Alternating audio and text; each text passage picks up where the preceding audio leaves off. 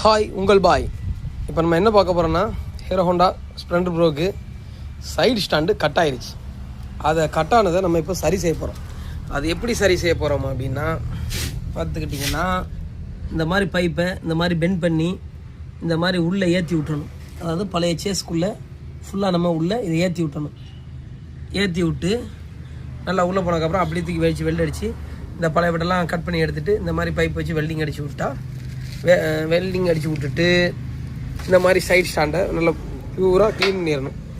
பழசு வெள்ளடிச்ச பீஸ்லாம் எடுத்து கரைச்சி எடுத்துகிட்டு நல்லா நீட்டாக எடுத்துகிட்டு இதையும் எடுத்து வச்சுக்கிடணும்.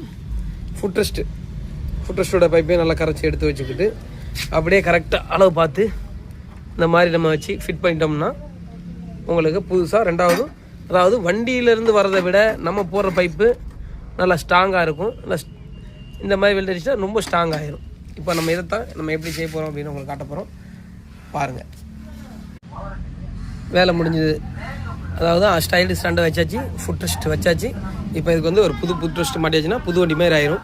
இது என்ன ஆச்சு அப்படின்னா, இந்த பைப்புக்கு பதிலாக என்ன செய்கிறாங்கன்னா, ஆங்கில பட்டைகள் வச்சு அடியில் வச்சு வெல்டு அடித்து விட்டுறாங்க. வெல்டிங் அடித்து விட்டா என்ன ஆகும் அப்படின்னு கேட்டிங்கன்னா, அந்த சேஸும் ரொம்ப போயிடும்.